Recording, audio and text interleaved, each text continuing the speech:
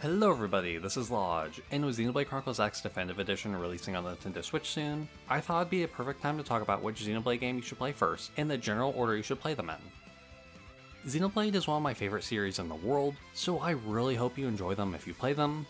I also won't be talking about any spoilers in this video, so you should be completely fine if you want to go in spoiler free. Also, every game can be played on Nintendo Switch, so I recommend you play them there since all those releases will have the most content. First, if you want to play Xenoblade X first, you totally can. Unless they change something with the Definitive Edition, it's totally disconnected from the rest of the series. It was the second Xenoblade game released on the Wii U, and people weren't sure if this was the direction Xenoblade games would go, since this game is much more of an open world game than the first one, and has a much different vibe with its music. A big feature in this game are the skells that you can ride and fly around in. They are basically big mechs that you can fight in.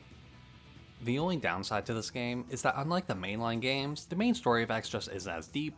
Now that's not to say that there weren't moments that weren't interesting in the game, it's just not at the level of the main trilogy. The game is more focused on exploration and the side quests. The combat is also really similar to the first Xenoblade game, but with its differences to make it unique. Again, if you want this to be your first Xenoblade game, then go for it, it's a fun time. Okay, now if you want my real opinion on which Xenoblade game you should start with, then it'd be none other than the original Xenoblade Chronicles. It's the first game, so it's an obvious starting point, and overall it might be my favorite game in the series. Heck, it's what got me into JRPGs in general. This game has an amazing cast of characters, story, world, everything. The combat can take a little getting used to. I mean, it took me like 3 tries before it finally clicked, but it's so good. I made a whole video years ago talking about my love for this game, and it's all still so true.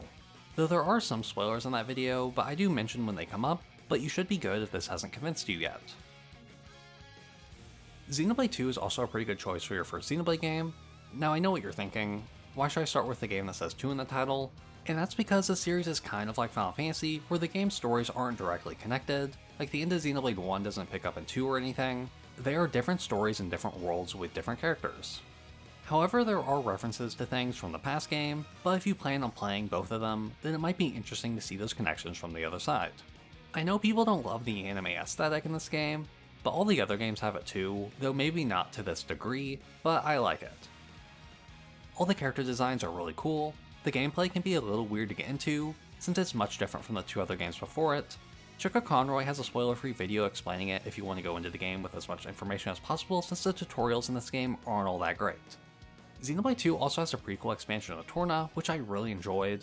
The combat feels really good here, and with good music. But if you're wanting to play the main game anyway, then I suggest leaving this for after the main game since it does spoil some things. But it's not the worst to start out with if you don't want to play a super long JRPG to get into the series. Just not my recommendation to start with if you know you'll play them all. I'm also slowly making a video talking about my love of Xenoblade 2, which should be finished soon, in case you want to know more about my thoughts and love of that game. On to Xenoblade 3, and I think you should play this game after you've played 1 and 2. You can play this game first if you really want to, and just be put in the shoes of the characters, but you'll probably enjoy it more after 1 and 2 with its references. I really liked 3's combat, it might be my favorite in the series. Having all 6 party members out on the field at the same time is really fun, and I loved swapping between them during battle. The world is interesting, though that can be said for all the games honestly. I like the characters, I just think you'll enjoy this game a whole lot more after 1 and 2. 3 also got a DLC expansion, and I know I haven't been exactly firm with telling you what games you should start with, but you should definitely play Future Redeemed last. Its references are a lot more in your face, and you definitely appreciate it a lot more after 1 and 2.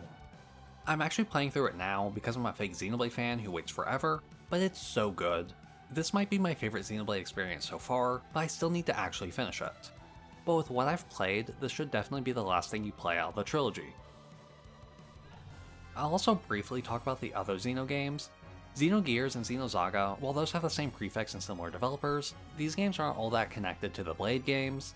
Xenogears was originally going to be FF7, which I'm sure a lot of you know by now, but it was unfinished, with Disc 2 being really weird and almost like a visual novel, but it's still really good. And if you want to play it, go ahead, I loved it a lot. Its references are more like Easter eggs in the Xenoblade games, since they really can't directly reference it, like how Scales and X are similar to Gears. I haven't actually played Xenosaga before. Okay, I've played a couple hours of the first one, I'm waiting on them to hopefully remaster them, but who knows if that'll happen. But again, these games aren't connected to the Xenoblade games, so if you want to play them first, go ahead. I've heard 2 isn't all that great, so it may be better to be invested in the other Xeno games first, so you don't drop them because of 2. But I haven't actually played it for myself, so take what I say with a grain of salt. While the story doesn't continue in Xenoblade, Cosmos does appear in Xenoblade 2, and she's a main character of the Saga games, so it may be cool to know more about her story first, but if you have my luck, you may never see her in Xenoblade 2. Though I think it's important to include that Cosmos is a part of the newest Monolith Soft anniversary video, which makes sense since Xenosaga is the first game Monolith Soft as a developer made, but it could mean something more in the future. Probably not. I just thought it was important to say that she's at least in Monolith Soft's circle. I will also say that both Gears and Saga were going to have more games in their overall story, but with the way things shaped up, we only got what we got.